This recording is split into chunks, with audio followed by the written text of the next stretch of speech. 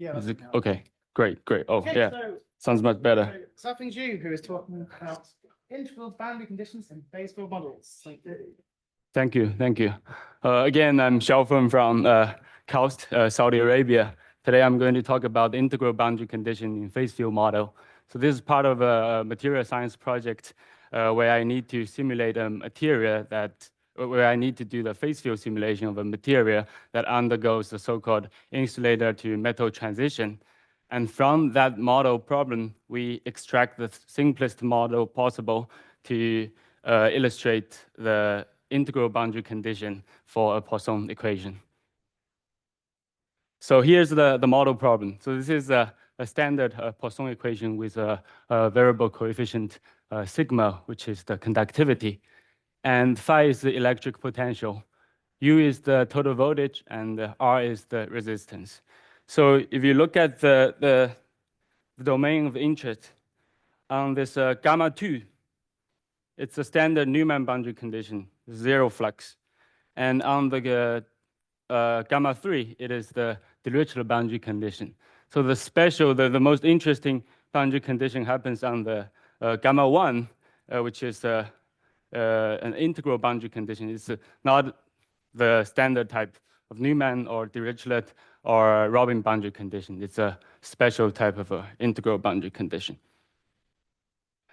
So in fact, this integral boundary condition can be very easily derived by Kirchhoff's law and Ohm's law if you look at the electric circuit.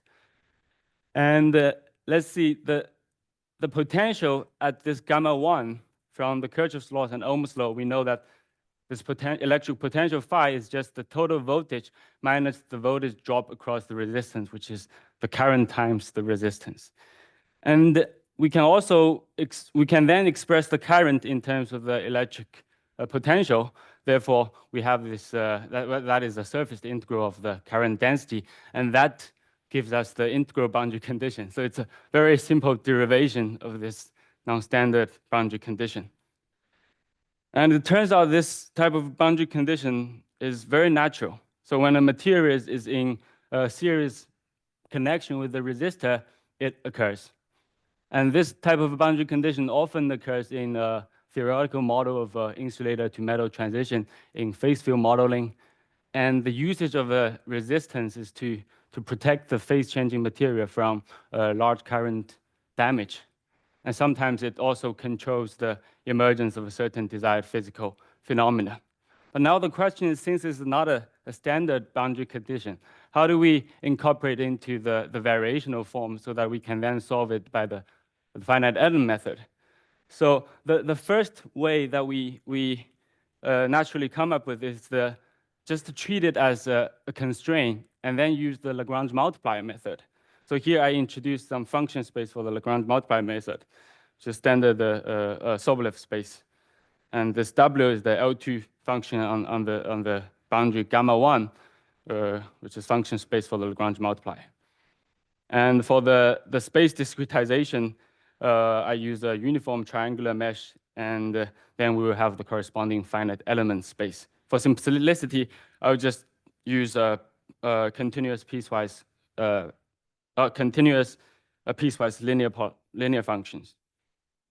So the Lagrange multiplier method is the following. So the classical way is to minimize the energy functional over functions that satisfy the prescribed boundary conditions. And then the Lagrange multiplier method seeks for the stationary point of this Lagrangian functional. And then by taking the variational derivative from the Lagrangian functional, we are able to derive the variational problem for this Poisson equation with this special integral boundary condition. And then with the variational problem, we can very easily get the finite element formulation for which we can solve it using finite element method. But then later on, we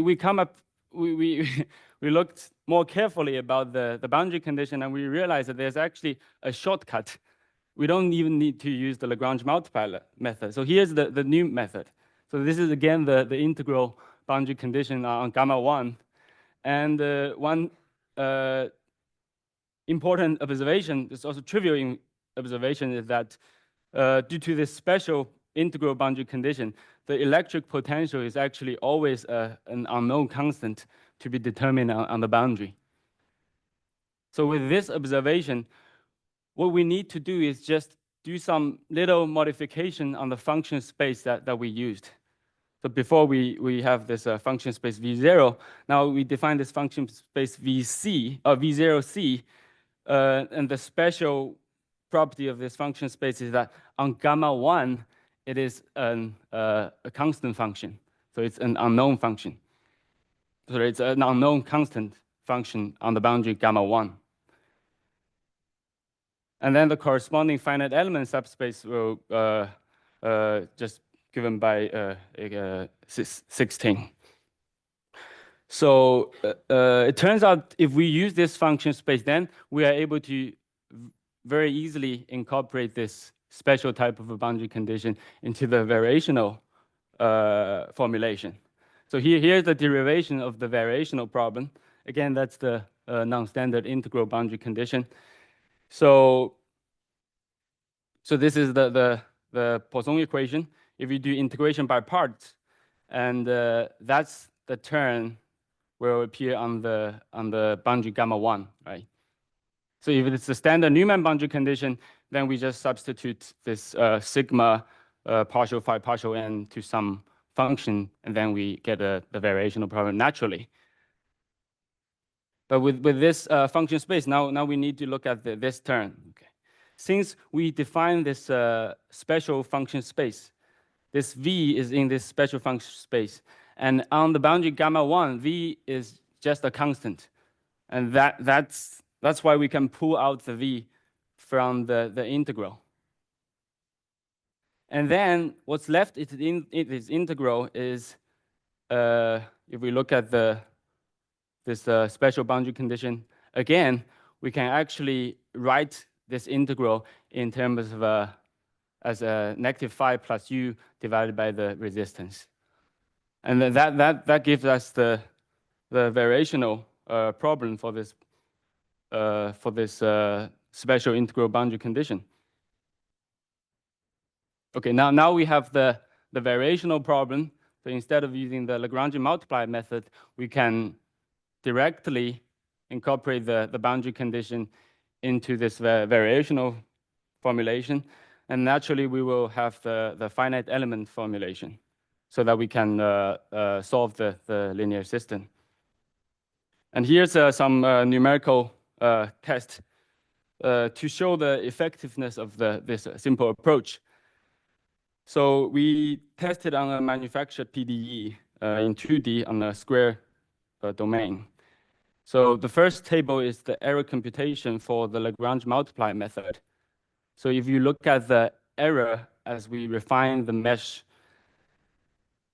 if we use the Lagrange multiply method, the L2 error does not have this optimal convergence rate because we are using piecewise linear finite element functions. So the optimal one should be 2, but we only get 1 if we use the Lagrange multiply method.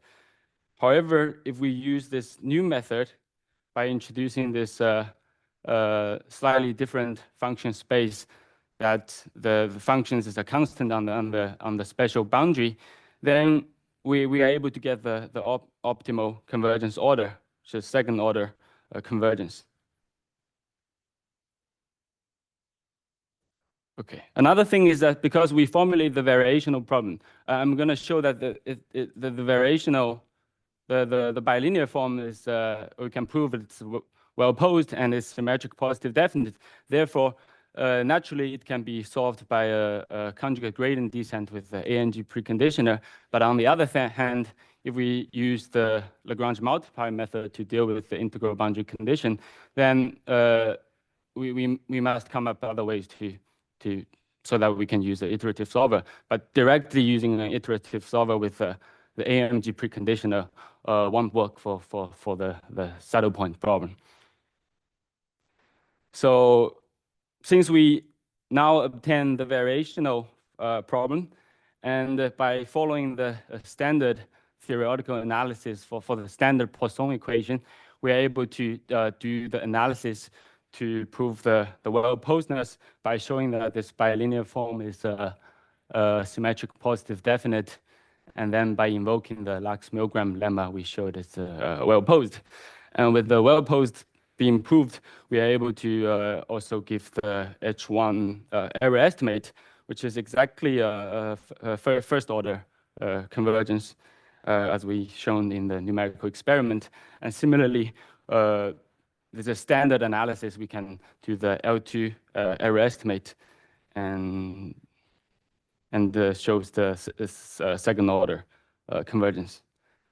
So, in summary, we introduced a special type of integral boundary condition using an electric circuit model.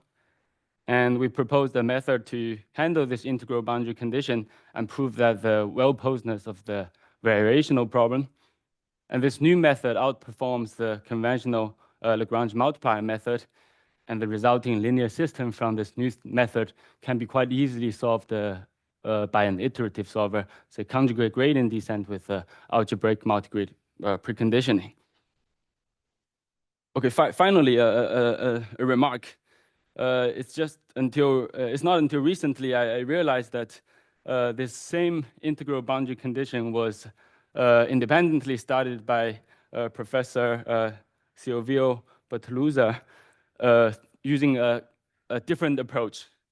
They use a HDG method to deal with this special type of integral boundary condition for elliptic PDEs, for elliptic problems. And I was very surprised to see that indeed this type of integral boundary conditions has a lot of applications shown in their paper. So here's the take-home message. We have this, if you happen to, in your mathematical modeling, if you happen to encounter this type of integral boundary condition, then here's the tool. Okay, thank you.